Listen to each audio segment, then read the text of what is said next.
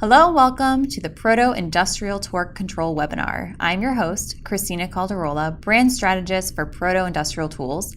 Today, we're going to discuss everything you need to know about torque basics. Whether you're a new user or very experienced, we hope to leave you with a few helpful tips when it comes to using the right tool for the job. To help, I have Kevin Motiel, Enterprise Solutions Manager for Stanley Black & Decker. Kevin has been with the company for over 30 years and has developed an expertise in torque in international and domestic industrial markets. With that, I introduce Kevin. Thanks, Christina. For those not familiar with PROTO Industrial Tools, been in business for over 100 years and part of the Stanley Black & Decker organization. We're an industrial hand tool and storage company focused primarily on MRO, oil and gas, mining, and a renewed emphasis on aviation with our AS 954 compliant products. Made in the USA, our plants are located in Dallas, Texas, Georgetown, Ohio, and Shore, South Carolina. We have a full breadth of line with over 8,500 line items, but today we're going to focus primarily on torque and torque control. Let's get started. Here's the agenda. We're going to talk about what is torque, manual versus electronic, selecting the right tool for the job, service, maintenance, and storage, and the top 5 questions that you might have and the takeaways.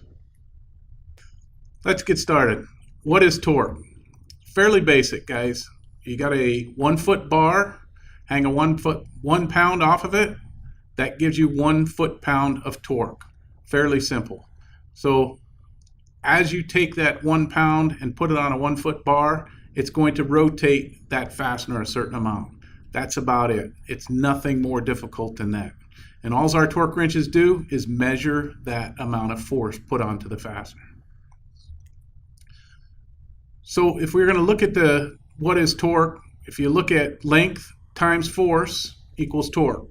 So if you take that same 1 foot bar, put on that 1 pound of weight, it's going to give you 1 foot-pound of torque.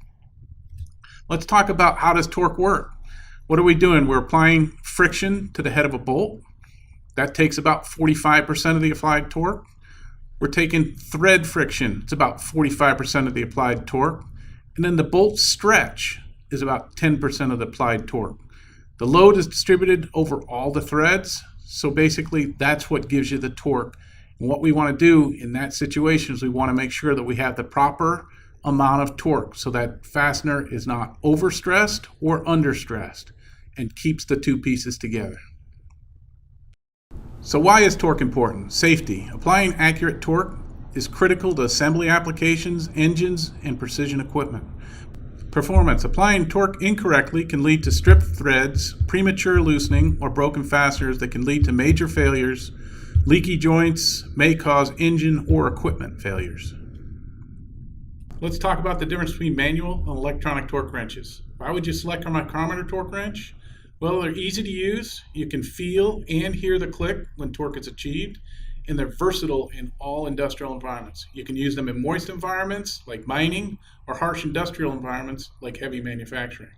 PROTO offers a wide range of micrometer torque wrenches for light to heavy applications. All right, let's talk a little about the advantages and disadvantages of the micrometer torque wrench.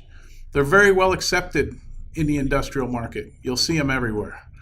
You can feel and hear the click when the torque is reached, provides access to fasteners in tight areas, and versatile in a variety of applications. Some of the disadvantages are a risk of over torque.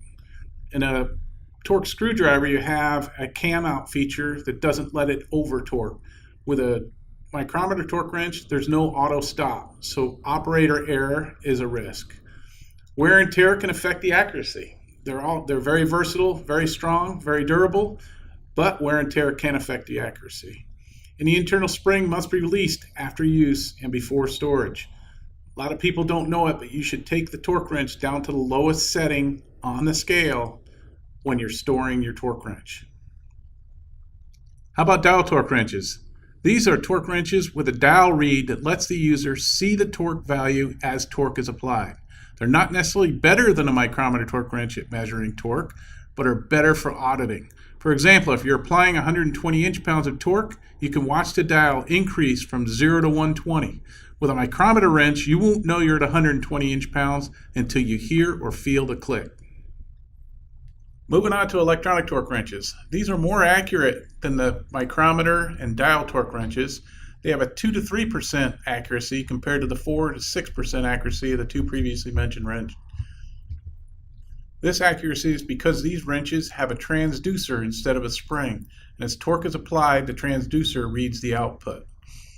Like the dial torque wrench, you can view the torque as torque is applied, so it is good for testing. Also, you can store multiple readings. Advantages: you can take the measures in inch-pounds, foot-pounds, or newton-meters with a click of a button. Lights change color as you approach desired torque, and a buzzer sounds when the torque is achieved. Minimal internal components to help reduce wear. Disadvantages: premium price point. These aren't inexpensive, so you probably would not get as many of these as you would the others. And there's a learning curve. You have to learn how to use them. They just don't turn them on and go. Not to say they're not easy to operate. There is a learning curve. Most susceptible to damage when dropped or over torqued or exposed to the elements. So they need to be in a clean environment.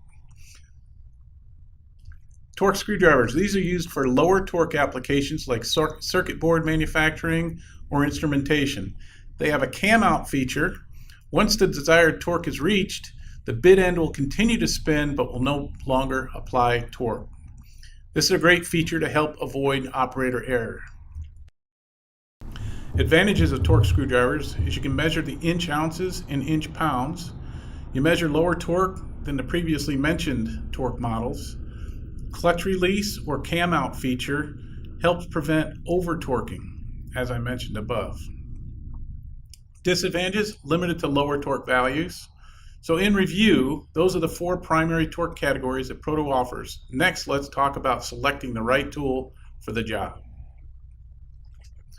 When choosing a torque wrench, you should avoid the upper and lower 20% range of the tool. For example, the range of a PROTO 6177F is from 0 to 250 inch-pounds.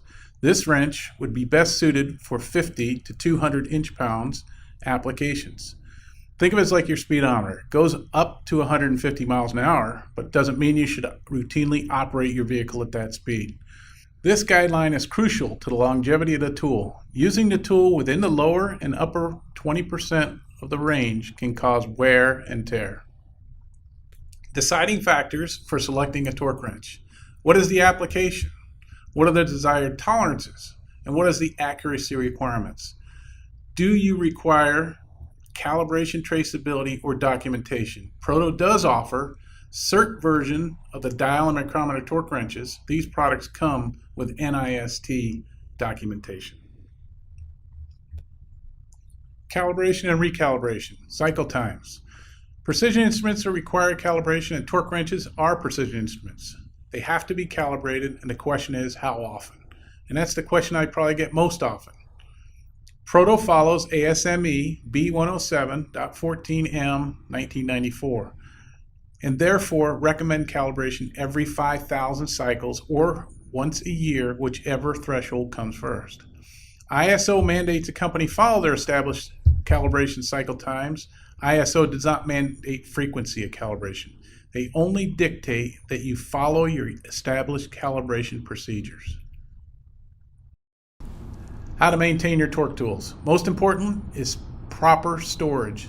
Tools should be stored in the case provided and set to the lowest setting in the range of the wrench. Example, a 40 to 200 inch-pound torque wrench should be stored at the lowest setting, which is 40. Proper use. Torque tools are precision instruments and should be treated as precision instruments. Dropped or damaged tools should be sent to an authorized service center for test and evaluation. Proper service. PROTO torque wrenches can be serviced at any DeWalt service center nationwide.